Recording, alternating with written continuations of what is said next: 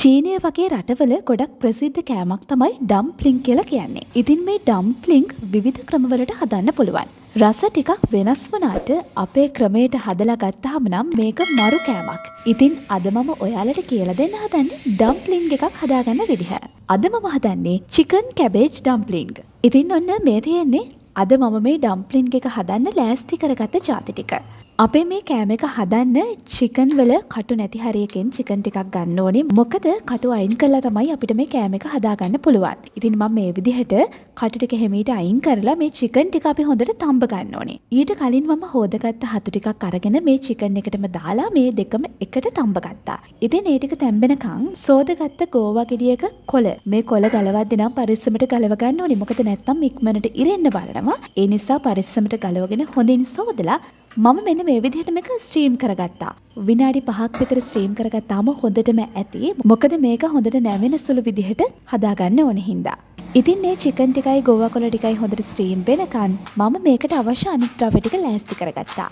Leeks, ලූණු, ඒ වගේම තමයි carrot අලයකොත් මම ගත්තා. අරගෙන මේ හැමදේම හීනියට ලියාගත්තා.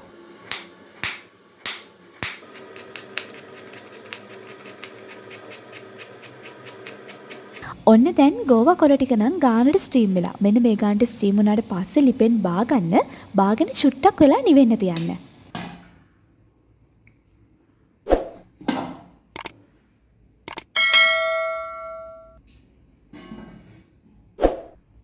ඒ ටික නිවෙනකන් අපි තඹගත්ත චිකන් ටිකේ වැඩ ඉවර කරගමු. දැන් මේ චිකන් ටික වතුර හිඳෙනකම්ම තැම්බිලා තියෙන්නේ. මම හිමීට ගෑරිප්පුවක් අරගෙන මේ චිකන් ටික මේ විදිහට හීනි තීරු වලට පොඩි කරගත්තා. ඔයාට ගෑරිප්පෙන් අමාරුයි නම් අතින් උනත් මේක හීනියට ඉරා ගන්න පුළුවන්. ඊට පස්සේ මම කපාගත්ත ಜಾති ටික ඔක්කොම මේකට එකතු කරලා ඒකට එකතු කරගත්ත බටර් ටිකක්. ඊට පස්සේ ඒකටම දැම්මා ගම්බිරිස් කොඩු ටිකක්. ලුණු ටිකකුත් එකතු කරගත්තා. ලුණු ගොඩක් දැම්මේ නැහැ.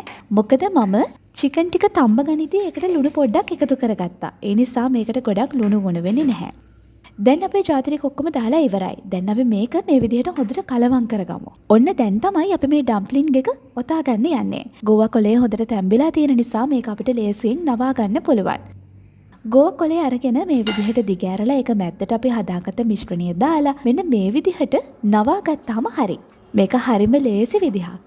ගෝවා කොලේ නාරටිය ගොඩක් මහතට තියෙනව නම් ඉක්කෝ එක කපලා අයින් කරන්න පුළුවන්. එහෙමත් නැත්නම් ඒක පිටිපස්සෙන් හිමීට හීනි කරගන්නත් පුළුවන්. ඕන විදිහකට කොහොම හරි මෙන්න මේක මේ විදිහට ඔතා ගන්නයි ඕනේ. ඔන්න දැන් අපේ ඩම්ප්ලින්ග්ස් සේරම අපි ඔතාගෙන ඉවරයි.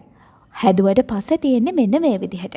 මේක ඕනම දෙයක් එක කන්න පුළුවන්. මම නම් ලෑස්ති කරගත්තේ සෝස් ටිකක්. ඉතින් ගොඩක් රසට මේ ඩම්ප්ලින් එක හදාගන්න පුළුවන්. ඒ විතරක් නෙවෙයි මේක හදන්න තව ගොඩාක් විදි තියෙනවා. ඉතින් ඒ විදි ඉස්සරහ වීඩියෝ වලින් මම ඔයාලට හදන හැටි කියලා දෙන්නම්. අනිවාර්යෙන්ම යමි කිචන් YouTube channel එක subscribe කරලා තියාගන්න.